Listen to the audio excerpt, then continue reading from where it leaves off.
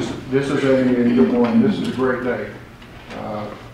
This is our formation of the first IGSHPA Board of Directors. It's seated here, and for the next hour or so, we're just going to get comfortable and introduce in depth, particularly with our board here. We have the leadership of the college. We have the dean. We have the assistant dean and the associate dean with us. If they have any comments, I'm going to invite them to address you. I'd like to start off with just introductions. Then we'll go to the IGSHPA staff and the leadership of the college, and then we'll end up with each one of you being able to introduce yourself as members of the first board of directors. I'm Bob Ingersoll. I'm the director of International Ground Force Heat Pump Association here at Oklahoma State University. And I graduated from industrial engineering and management here. Here. Yes. Okay. What year was that? I won't say, but Engineering North was the new building. Was Engineering North there? Okay. Yeah. All right. It wasn't built though. Shut up. I'm just curious. And went to work for Monsanto Company for some time, working in various capacities of plant industrial maintenance, IT. I've worked in HR, and moved to Greenwood, South Carolina, and Atlanta, Georgia in the last few years when Monsanto split up and sort of disintegrated in pieces, and found my way back to Oklahoma State University in the dean's office. I've had the pleasure to speak to you several times before, and I normally don't write down comments. I tend to speak more off the cuff, but over the past few months, the past year, I've really come to admire this organization and the leadership and all of you that really built this. It's hard to imagine 27 years ago. Just out of curiosity, how many of you were at the table 27 years ago? Several of you. Last 25 years. So some of you were here from the very beginning. So I think today is very significant. So I wrote down a few thoughts, and with your permission, I'd like to share them with you. Bob, if that's all right? That's it, please.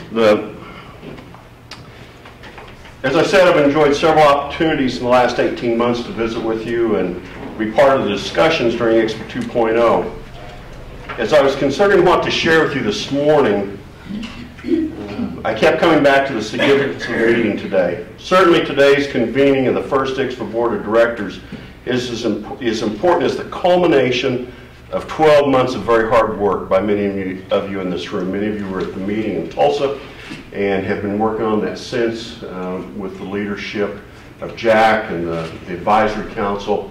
Really brought this to fruition. I just want to mention too, we're fortunate at IGSHPA, you as a board of directors this day forward, to have what I think is one of the finest and hardest working staff at Oklahoma State University that believe in the mission of IGSHPA and what you do, and they're committed to the success of this organization. But there's an even greater significance by what's happening here today.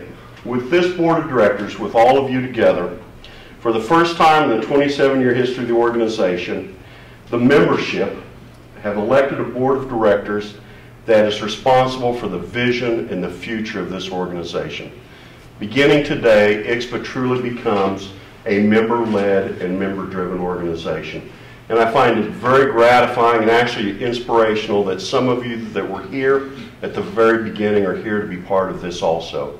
I think that brings that thread of continuity that we need so much as an organization. I think what really sets great organizations apart is that kind of continuity, and we have that with this board. And I thank those of you that were here from the beginning to be willing to be part of this also. You are the future of IGSHPA, and I believe that it is a great future. Please know each of you have my deepest respect and support for your role as a board member. While there's certainly an opportunity with you as a board today, With that opportunity comes a great responsibility. Like many of you, I've had the pleasure and the honor to serve on boards of nonprofit organizations. During my career with the Colorado Springs Fire Department, I sat on the board of a community organization that was dedicated to reducing injuries and deaths to children from fire. And I was a fairly young chief officer at that point. In fact, it was the first nonprofit board that I'd ever been a part of. But one of the other board members was a retired Air Force general who had many years of experience both as leadership and as a board member on a nonprofit organization. Because many of us were young on the board, he really became our mentor and our guide, somebody that helped us to understand what the role of the board of directors was, and specifically what our role was as a board member. Many times he helped us understand that each of us brought a unique set of skills to the board: work, wealth, wisdom, and influence. With work, we brought our energy and passion to the mission of the board and made time available to accomplish the tasks at hand. With wealth, we brought access to financial and other resources. And I want to emphasize, wealth is not just about money. It's about access to other resources. And we brought that to accomplish the mission. With wisdom, we brought our unique life experiences, values, and perspectives to the issues and decisions that had to be made. With influence, we brought our ability to share the vision and mission with others, to gain their support, and to engage them in the activities of the organization. One of the greatest things that you as a board sitting here today have to offer your membership in the organization is your wisdom and your life experience, having spent a career in this industry. I can think of no other gift you bring to the board greater than that wisdom and that life experience. Today, each of you bring one or more of those same skills to the IGSHPA board. You as a board, by your own design, are representative of the different professions that make up our industry. You bring passion, vision, experience, and a commitment to advancing your industry, or should I say our industry. It's our industry. You have all the skills and characteristics needed for success. Most of all, you have an opportunity to chart a new course for IGSHPA, a new course that is truly member-driven. Again, with this opportunity comes great responsibility. I realize that there are numerous challenges we face together, and again, I want to emphasize together. There's the challenge with the budget, re-engaging all areas of membership, all of the constituents you represent, building partnerships with our affiliated professional organizations, such as GEO, fueling innovation to make us more competitive and improve the quality of our product, raising awareness of the benefits of ground source heat pump technology through marketing and advocacy. And through all of these challenges, working together, we must ensure that the mission, services, and activities of IGSHPA are truly relevant to our members and contribute to a better bottom line for the industry and the consumer. And I think that's our greatest challenge, is to make sure that IGSHPA is relevant to the people that belong to it. Finally, a thought about the relationship with OSU. Beginning today, our role and relationship changes a bit. Not that our commitment has wavered a bit, and I hope that by having the Dean of the College and the Associate Dean for Academic Affairs here, it's a visible commitment on our part to supporting the board and doing everything we can to make IGSHPA a success. First and foremost, our continuing mission is to serve the board and our members. And I want to say that again.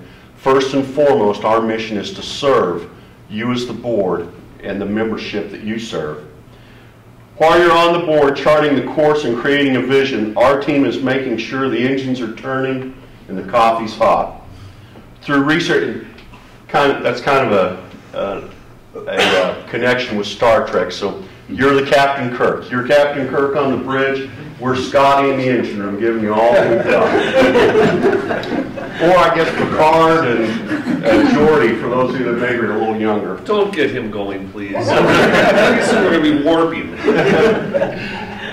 Through research at OSU and with other universities and agencies, we bring innovation to the market and help you solve technical problems.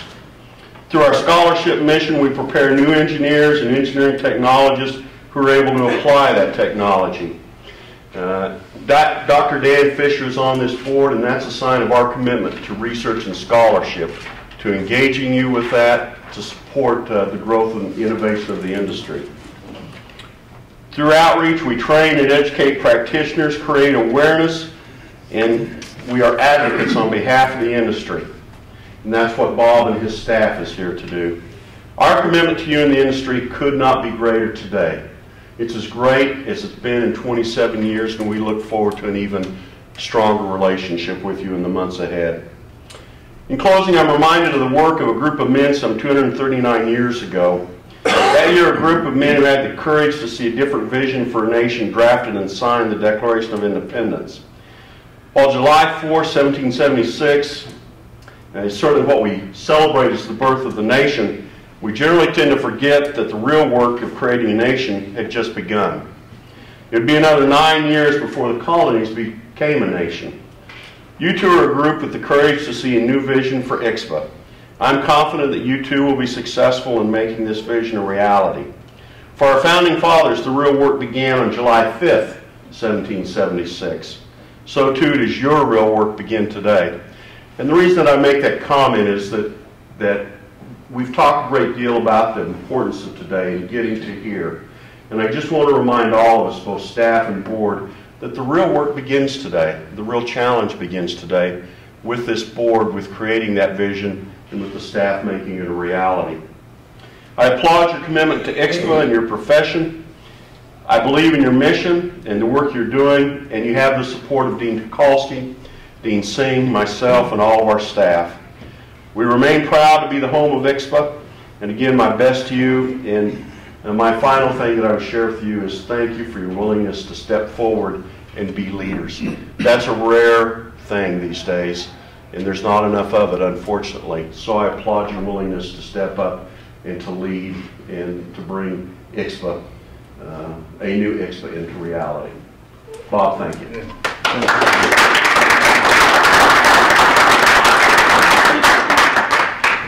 Thank you, Dean. Thank you, Deans, for being here and your outstanding support that we've already received from the College of Engineering. I'd like to go around the table in this manner and have each one of you introduce yourself. You can sit, you can stand, whatever's comfortable. Let's talk about what this means to you, what you want to see out of the future IGSHPA, what things you're willing to bring to that, and just let people know who you are and what you're about. John Turley.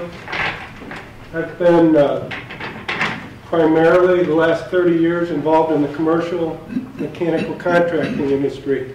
And of that 30, I got into geo 23 some years ago, perhaps.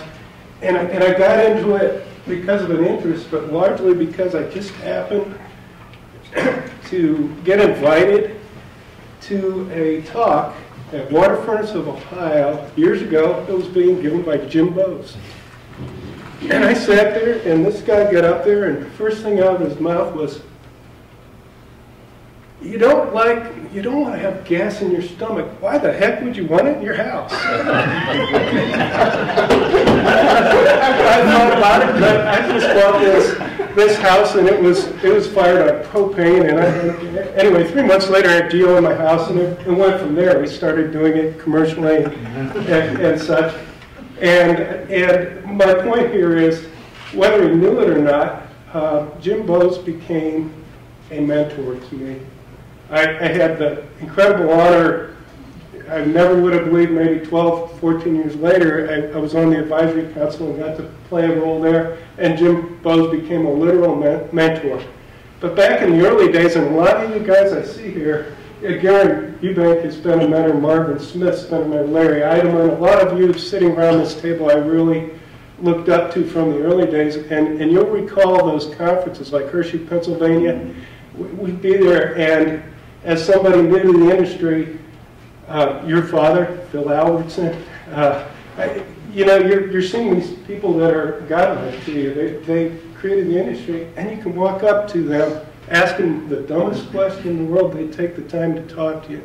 And those key early people in this industry mentored an awful lot of the enthusiasm that came over the years that followed. And I feel very, very passionately about IGSHPA and its role. I think it being right here at Oklahoma State, as I've said at conferences before, gives us a non-biased objectivity to our approach to the industry. We're not a manufacturer, we're not a utility with our own well-founded agendas. We're here at Oklahoma State, and now for the first time it feels like we're going to have the synergy of tapping into other departments because of the hard work and thought that the deans have put into where it should live. And I'm really passionate and excited about this, but I also want to say to everyone here, this group here is the mentors for the enthusiasm for our next era. And we've got to always remember that, because just 5 minutes with a young person who's interested in the technology could make a career for them. It made mine. So without bending your ear anymore, thank you for everything you've done to make this happen. And I'm extremely excited about it.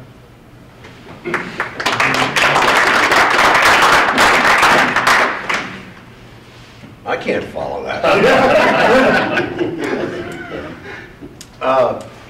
My name is Kerry Smith, and I'm in business and have been in development design and kind of engineering and worked at places you can't see what you're doing. I'm a refugee from the oil and gas companies. I started life with Dresser Industries, and then in 1978, my wife and I formed a small company that later grew into about a 60 or 70 individual. And our specialty was deep and ultra deep wells. So we've been connected to the ground for a long time and a different type of energy. And I tell people that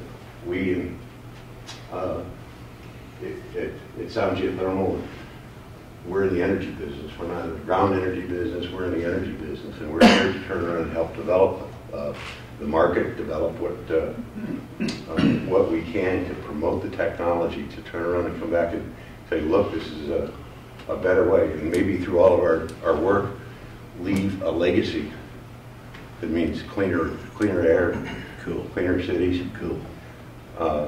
You know, people who understand the importance of Gaia, if you will. I don't mean that to make Jack happy there or plug him either way on and so forth. But the truth is that throughout my entire career, from the time I left college and stuff like that, we've been connected to the earth. IGSHPA gave me interest when we heard about the technology in 1997. My study had to be a guy by the name of John Gard. Anybody who's been around for a while has met John and realized that he was the biggest promoter of something we didn't have I ever saw. But it got us stoked up, my partner and I, who's a geologist.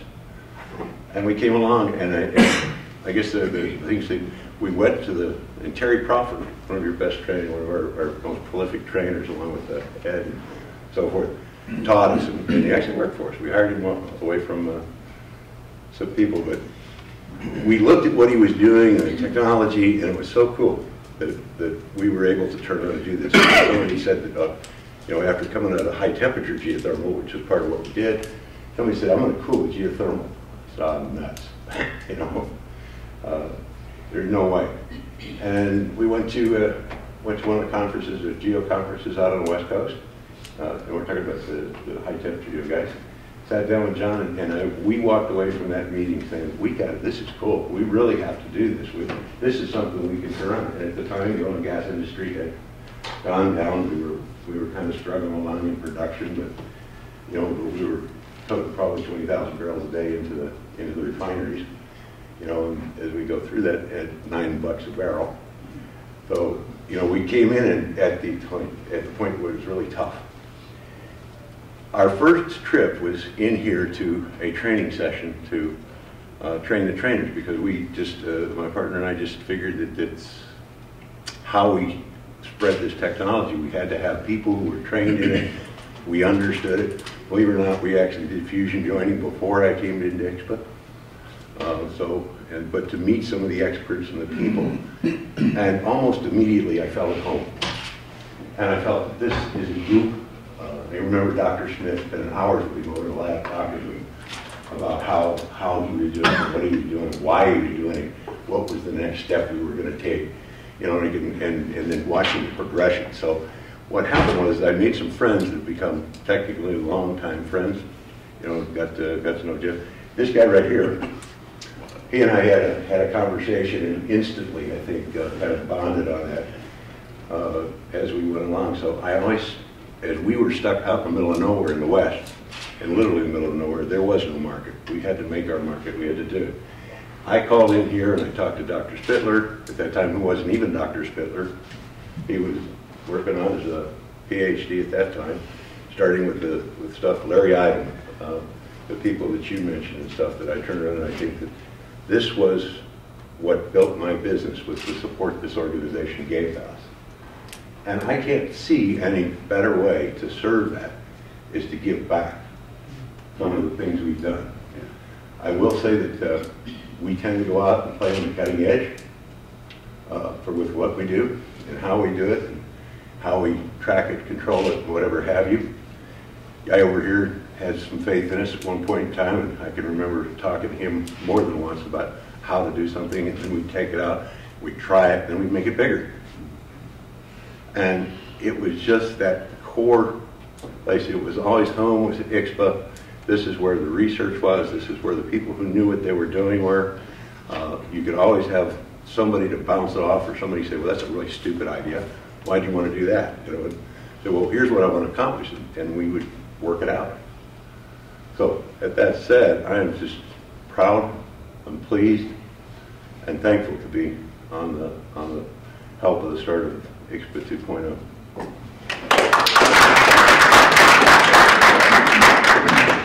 Since I have the dean here, I'm going up front. This is an opportunity you don't get every day. I just got back from Los Angeles, so I don't know, it's a little bit different out there. Unpleasant, but not the other, but anyway. Oh, and Aaron, I'm going to try my little 2-sentence, okay, deal out, okay.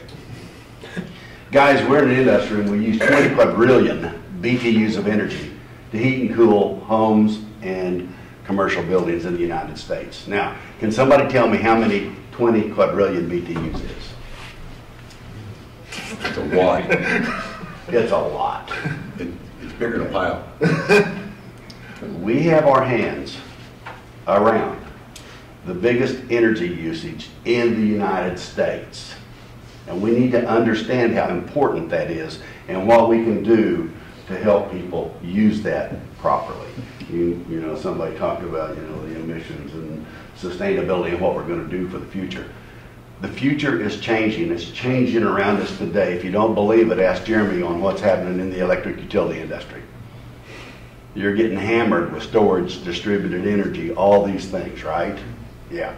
We don't know what that's going to look like going forward. However, we do know that with the third industrial revolution, which has already started, it's a 40-year horizon and plan, it's in place, it's happening in Europe, it's happening in the United States. Here, I suggest that we call it the second great electrification. We're going to be a part of that. That being said, we can directly supply, of that 20 quadrillion BTUs, 52% of the residential energy and 48% of the commercial energy with a ground heat exchanger at zero marginal cost. Let that sink in. That's pretty big, isn't it? So I'm proposing that we're going to take, of that, about 50% of the 20 quadrillion BTUs, swap it out for fossil fuels or other sources and use direct usage from a ground heat exchanger. Now, that's a pretty massive undertaking. It's going to take a lot of capital to do it. We're going to have to change our markets, aren't we, Jeremy? We're going to have to change the way we fund things. That's what I'm looking at. Where I'm headed truly is zero marginal cost of energy for the consumer, which is a good thing for the utilities because we can trade ownership maybe for the plant, the hydro dams and that stuff for the ground heat exchanger. That's a pretty good profit. Going a little bit further, of course, you know, I'm a graduate of OSU. I'm a lifetime member of AE, have a number of certifications there, a member of ASHRA, U.S. Green Buildings Council, just keep going. But we have an organization here on the campus called NESI. And I had made an approach to NESI to try to work a little bit closer with them. We have some changes going on, but now I think it presents us an opportunity at IGSHPA to begin developing our playbook with NESI such that we can tell the public what the hell we do. How we're going to get that 52% to the consumer. And why it makes sense economically for the financial markets to come in and support what we're trying to do. We all know that the barrier to renewables is first cost. I don't care if you're solar, I don't care if you're wind, I don't care if you're ground source. And so working in those relationships with the people here at the university, letting them be the ones that anoint our playbook, then the policymakers and regulators, and more particularly the financial markets, will understand what we're doing. They don't today. I've got a friend that works for Google, and about 3 or 4 years ago I asked him to mentor me. And he said, why would I mentor it? Back then, you know, I was a 63-year-old guy. Well, I mentor a 63-year-old guy. And I said, because here's where I'm headed. He said, okay, I'll do that. You got to understand that they're really hooked in with Solar City. They're really connected with things like Elon Musk at Tesla, Jamie Struble at Tesla. Tesla's new Gigafactory is going to build storage batteries for homes. It's going to be a big change in our electrical market. The best storage of energy is the ground. Period. So, if we do our job, we head those directions, I think we can change the future. I think we have our hands on something that can really benefit my grandkids, your children. The problem is going to come behind us, and really that's why we're here, all right? So we are the sustainability people for the earth. Thank you.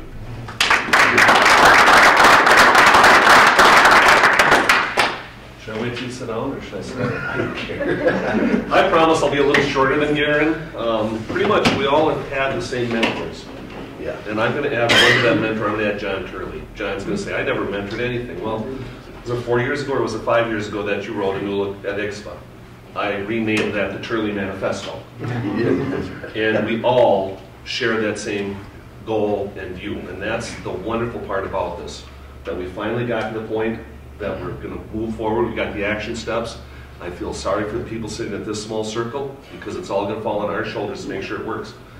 So we've got a lot of work to do. By the way, my name's Jack Henrik. I've been involved in putting holes in the ground since 1968.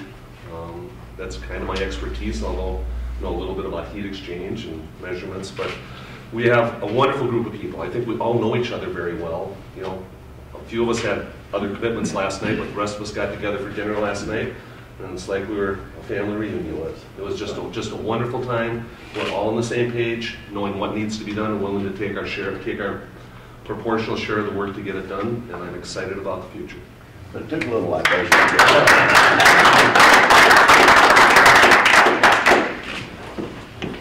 I'm Dan Fisher. I'm the, well, maybe I should go over here where everybody can see me. I'm the head of mechanical and aerospace engineering. So I'm the lone ivory tower guy on the committee here. And as a matter of fact, I'm not even an Oklahoma native. I'm from Illinois, so I refuse to wear a jacket until Thanksgiving. There's just no point in that at all from the frozen Northlands. But I came to Oklahoma State and saw my very first introduction to Oklahoma State was a geothermal research project that Jeff Spittler was working on. That's the first, before I was on my way, not even here yet, and Jeff and I were talking about a geothermal research project. And it occurred to me that my own sort of my story with geothermal is quite similar to the story that all of our undergraduates go through. So I came in, our undergraduates, our freshmen come and they're full of enthusiasm and they've got all kinds of ideas and they try crazy stuff and they've got lots of energy and willing to and want to go and that's how I just came into this thing and Jim Bowes and Marvin Smith are out there drilling holes in the ground and doing all kinds of stuff and boy, I was like a kid in a candy store out there just eating it all up. It was so much fun. And very shortly then I got engaged, and then the really hard work begins. You don't eventually you start digging into the research projects, and it's that then you're really in it up to your elbows. Our students are the same way. They hit those core engineering science classes, and that's a bit of a rude awakening there, and then I got after about 10 or 15 years, and this is where I'm at right now, of really working in the trenches with the students and with the research. I began to really consider the impact of and the possibilities of the larger industry and the group of people the large group of people really had a chance to make a difference in the world. And that's where we hoped to get our students to by the time they graduate. The time they join professional school, we call it over there, they were really trying to instill in them the ability to look beyond just a little problem where you turn the crank and get an answer out. We want them to see the connections, to see the possibilities, to be able to network a little broader, to work as a team. That's kind of how that's where I think we are right now. I look at IGSHPA and I say, hey, we just got into professional school. And this is IGSHPA 2.0, Bob calls it, right? Or he did for a long time. And I see the possibility now of really getting taking all of the excitement, all of the things we've learned over 25 years of hard work, and pulling it together to do something really great. That's where I think we're going. My vision for the university industry connection here is really one of a synergistic relationship that leverages the energy, the expertise, the intellectual rigor of the university and all those students over there with the grounded reality that being connected to industry brings, right? So now our kids can sit at a computer terminal, right, and just design all kinds of crazy stuff, and they love to do this, all these crazy ideas, and we don't want to stifle that, but we want to bring it down to reality and say, okay, now make it work. Now do the economic analysis that really is going to put it out there and make a difference in the world. So I see very specifically 3 areas where we can connect with, where the university and IGSHPA can connect. One is in the area of technical support. We have several organizations over there under Ed's control, and one of them is the New Product Development Center. One of them is the Application Engineering Program. These guys are actually joined at the hip. Most people can't tell them apart. But what has happened is that these two organizations have brought countless, really, I don't know how many hundreds of mechanical engineering juniors and seniors, professional school guys, have brought them in and given them the industry experience and taken them out there and said, okay, help these guys solve this problem. I believe that there is an opportunity to leverage the expertise that's already here on the IGSHPA staff and do a much better job of supporting the ground source industry and enhancing the benefits of IGSHPA membership by just using what's already in place, and I think we can tweak it. I think we can grow it. I think we can do something special. I listened very carefully at the Tulsa reorganization meeting. What I heard was there needs to be some discipline brought to this industry, and there needs to be more accountability. We need to be able to know that our installers and our designers are going out there and creating excellent systems. Because we know this in academia. You know, it takes 20 years to build a reputation, right? It takes one indiscreet or careless or sloppy paper or project to destroy one, right? And we've been, I think, quite frankly, as an industry, we've been very careless about this, right? We say, well, we got a lot more good projects than bad projects. That's not the way it works in the world. And I think that by leveraging this relationship, we can help tremendously. So first one, technical support. The second one, and this has been mentioned several times, is the research connection. I believe that this is a strong and very long-standing relationship. That's how I got here. That's how I started here, by working on research projects that are led by Jim Bowes and Marvin Smith and Jeff Spittler. I think that relationship can continue. It can grow. It can be expanded to do even more. And so that's the second area there. That's the second pillar or connection I see between the university and the IGSHPA. And the value of this, I think, has already been mentioned.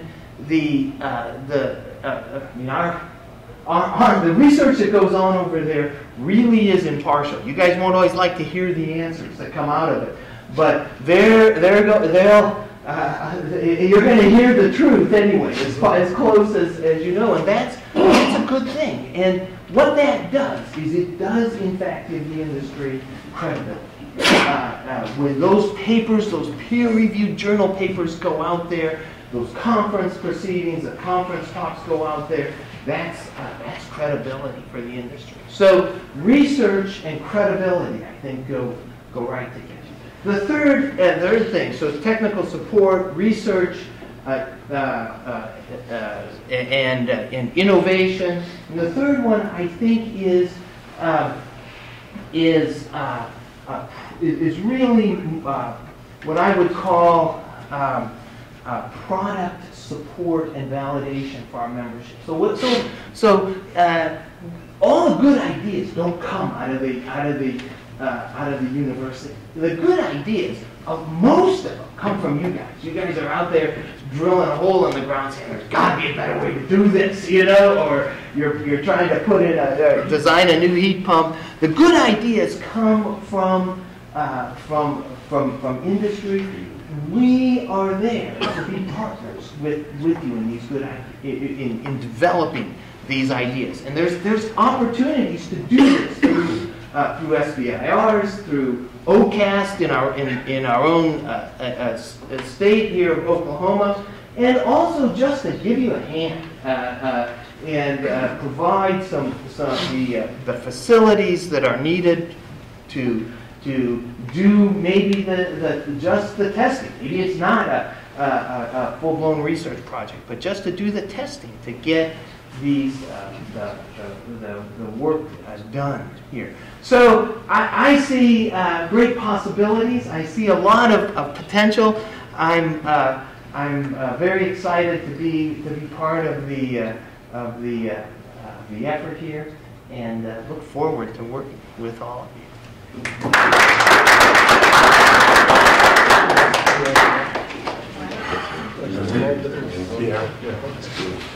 I won't stand up. I'm Jeremy Cotton. I'm with the Tennessee Valley Authority and hope to bring a utility perspective.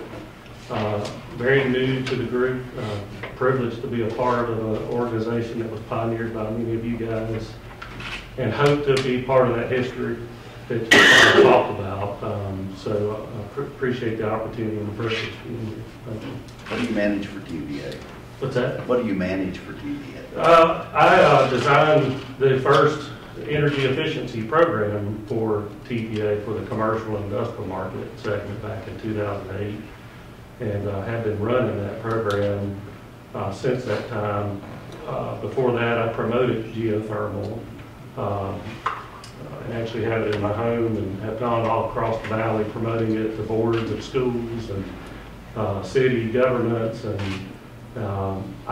you mentioned that there's utilities are really getting hit with revenue losses because of distributed generation and other technologies. And one thing that's intriguing to me is the opportunity maybe to create a revenue stream through the geothermal offering, and I'd like to learn how to message that and what we need to do to message that. Because if you can get the utility plugged in to generating revenues, they've gotten into the gas industry. Electric utilities they sell, a lot of them sell gas lease in the valley. They do cable now. They're doing phone now. Why not geothermal? It kind of works a lot like these other utilities do, the phone and cable and such. So there seems to be an opportunity that exists there, but the value proposition is what I'd like to see us work on and understand. So, third utility.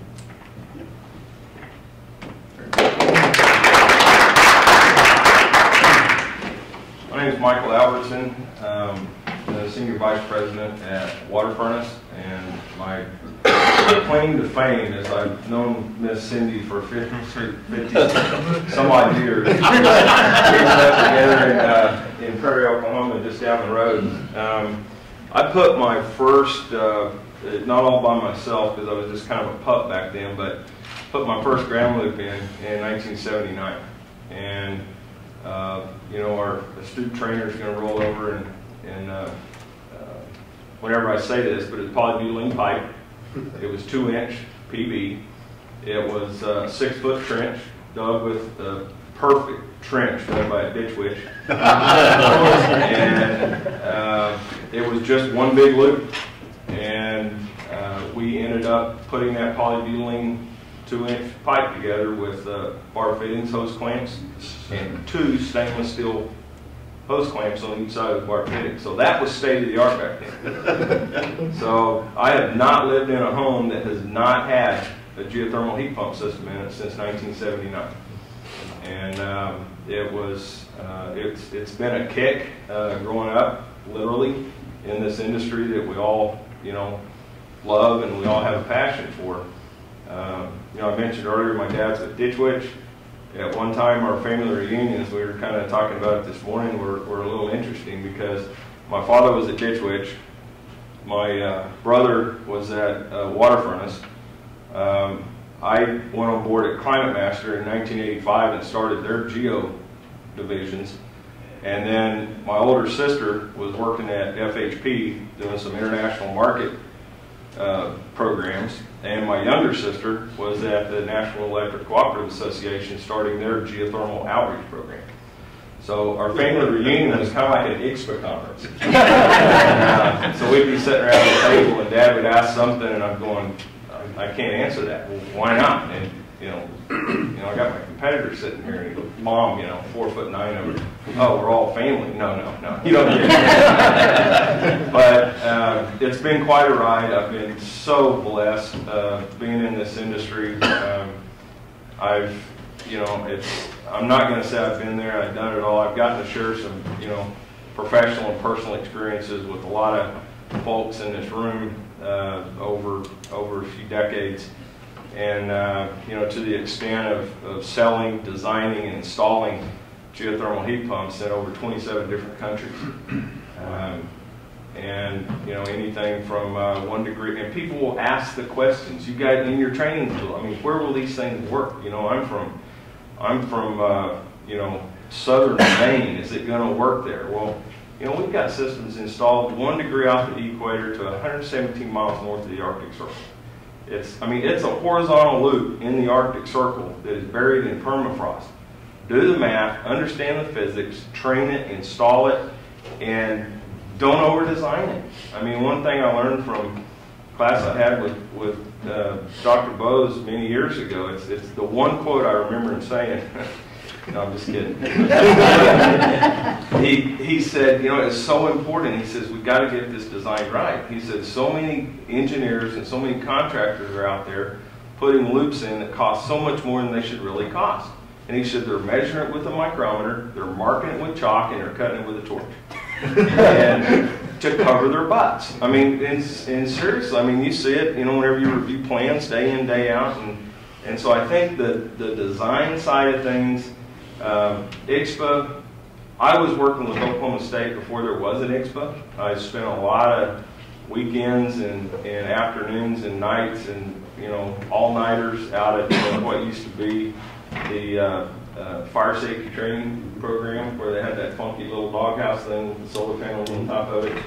And we would just put in different types of loops, and we started doing data acquisitioning, monitoring, measuring, and all that stuff, trying to think, oh, geez, you got one loop in the ground, or one pipe, now 2 pipes, now 4 pipes, and 6 pipes, and a slinky, and the whole bit. And so we've come a long way, and every year I would think, okay, this industry has got to take a foothold. It's gonna turn over. We're gonna, at some point in time, everybody's gonna hear the message, and things are gonna move forward. And it just, in 30 years, it just hasn't grown to the expectations that we thought it would grow to. And from that standpoint, it's been really, really frustrating, but it's been very rewarding in that you look at the number of folks, companies, and personally that have made this their livelihood and have benefited from designing, installing, and selling systems, but then also the homeowner and the business owner that's able to save a lot of money so they can reinvest that income, or the funds that they wouldn't have had to spend on utility bills, and the things we've done for the environment over the years, and all that's really good. But I will tell you something that a day doesn't go by over the last, many, many months that I don't think about something. I kind of coined a phrase called Geogeddon. And Geogeddon's coming up, and it's 95 weeks away. And that is January 1, 2017. That's when the 30% tax credits are slated to go away. Well, back in the early 80s, when we were writing install costs on top of the solar rebate program that we had, when they took that solar program away, where we could also, use those rebates for geothermal heat pump systems, when they took that away, the sales of geothermal heat pumps immediately dropped 40%. Okay, 40%. And then our friends up north in Canada, they had a long-running program. It's called Eco Energy. When they lost the Eco Energy program 3 years ago, their sales dropped 63%. Okay? What is going to happen when geogetting comes on?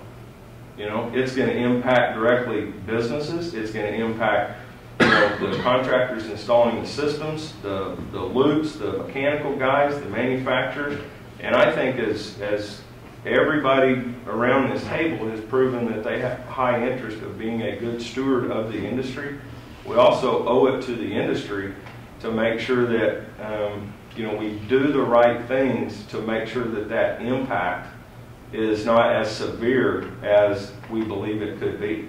So, you know, beef up the training, beef up communications, beef up, you know, the membership, the roles. How can we start looking at options to make it available, make it affordable in the future after January 2017? And I think it's something that, I mean, it's heavy on my mind. We have business development meetings and long range planning meetings, and I keep a track of it. I mean, it's coming up. I mean, we're, you know, at the end of this weekend, it's going to be 95 weeks, and there's going to be a shock out there. So that's one of the reasons. Again, I'm really pleased to be back on the board at IGSHPA, and look forward to working with everybody in the room and the membership. So, thank you.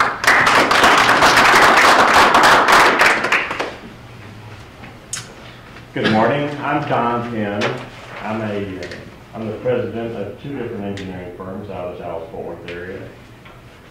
I got started in this. It's interesting. I didn't go to OSU. I went to schools in Texas, and I made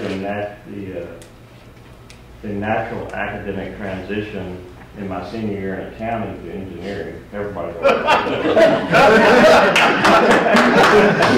You made the deal mistake when you said that. Much to my dad's chagrin. He was an engineer with Shell. I grew up in West Texas, out in the Midland area, and anyway, so I crammed 4 years of college into 7. So it was quite a trip. But my first job out of school was actually working for a local gas utility and their R&D group. I was an advisor to the Gas Research Institute, and I was first exposed to GEO in 1981. And we had test facilities, and we were going to put a pump and dump system. And I had it all priced out. I had a well driller ready to go, and then they cut our department out, austerity program that the local gas utility had there in Dallas. So I never got to do that. So fast forward, I'm in the consulting business, and I have a client that comes to me and says, I want to do geothermal heat pump system. And I go, no, you don't. And I said, you know, we started talking about it. So I spent 6 months trying to talk him out of it. He took me to meet Phil Shane and down to Austin to look at some schools. And so we ended up doing it. So I've been the naysayer. I've done the research. I know how to argue both sides of it. But you know, now you fast forward. You know, we just passed through our 250th school that we've done. And it's been very rewarding. I mean, this technology, and I'm always amazed when I go speak at different organizations, ASHRAE meetings with other engineers, you know, AIA meetings, whatever, and people come up after and they go, why isn't everybody doing it? I mean, you know, that's a $64,000 question. Why isn't everybody doing this? But you're just listening to the discussions here, and you know, you're talking about, you know, the tax incentives and everything. All the projects that we've done today have not required any incentives. We've done no incentives associated with on the geothermal. It's you know, I try to promote the industry. I've been very free with information. Everybody that knows me, they call me, I'll give them anything I have, I will help. I've looked at engineers' drawings. You know, I'd rather look at somebody else's drawings and make sure that, you know, give them some input and help them maybe divert an issue rather than have a bad job out there. And I looked at some very interesting projects and designs from engineers, some projects at Harvard where you're going, this isn't going to work, and here's what we need to do. And I've been very, very free with information, and I will continue to do that. We all, all of us guys here, we all call each other. We have something, and that's what I like about this organization is nobody's, there is proprietary stuff within manufacturers, I understand that, but within this group, I've found nothing but free information and everybody wanting to help everybody out. And my first interaction with IGSHPA was Dr. Bose. When I first got started, I ordered his basic A program, and he sold it for like $500, and I had it about a week, and I sent it back to him.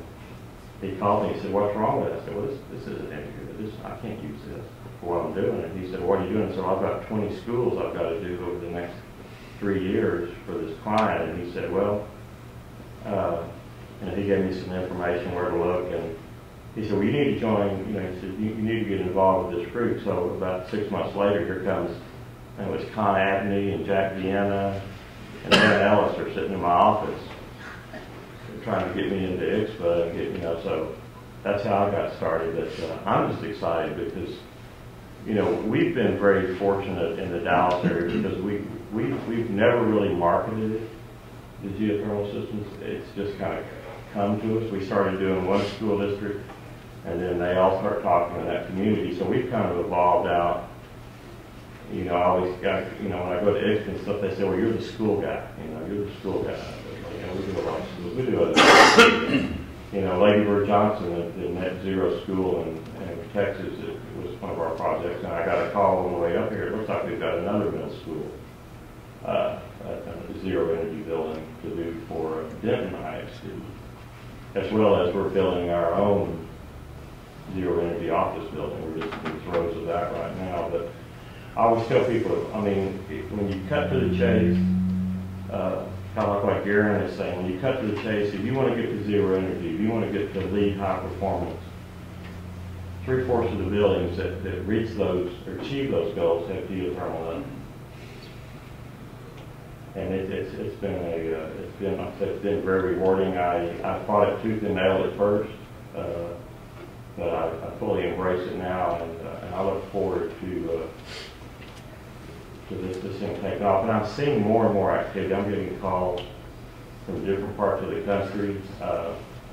We do work I'm a PE in every state but Alaska, because of the other business does national work. So I have my mechanical and electrical licenses everywhere. So we have the ability to reach through the states professionally with our one organization, but then with the GEO, I can drive that same horsepower to promote the GEO industry, and that's why I just, these guys are great. Alan and I sat here and talked about 10 minutes before the program started, and we've got something we're working on together and just discussing. Everybody, Alan's been a great resource for me over the years, Carrie, and we go back and forth. Carrie and I are like, we're in semi-competition with each other, but we're not. He could call me and help, and I would help him out, and vice versa. So that's what I like about this. We all realize that we can't do everything, but we want to make sure everything's done right. That's the main thing. So thank you.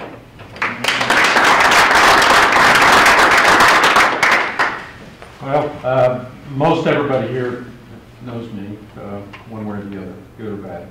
I've been in this business since the very early 80s. Originally I'm from Perry as well, or graduated at least from Perry. Wound up moving over here to Stillwater, lived here 13 years, went to school here. Went to work for a company here in town, Geosystems, which is no longer around, and we sort of did our thing, completely independent of OSU. That was pre-IGSHPA. So I've been involved since the very beginning, and this is a technology, in my opinion, that it almost infects you from a standpoint that you get so involved in it you can't imagine doing anything else with your life. frankly. And I had an opportunity to do something else, and I did it for a couple of years, but I wasn't happy doing that, even though I made more money. You know, so I decided I needed to get back to this where my real passion was, and you know, that's what I enjoy about this technology, is that this is something you can really get excited about. You're actually doing something good for the earth, for people, you know, that goes beyond just the paycheck, at least from my standpoint. And I've had a long history with IGSHPA, and I'm certainly excited to see where this next chapter goes, what we can do with it. I feel that we haven't been maybe treating our membership, or I shouldn't say treating them correctly, but we haven't been maybe providing the service to the membership in the past that we probably could or should.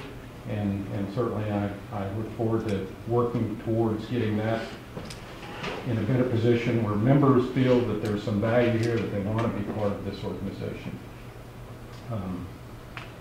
Outside of that, I'm honored to be on the board, and I don't look forward to the work, but I do look forward to getting things done. So, thank you.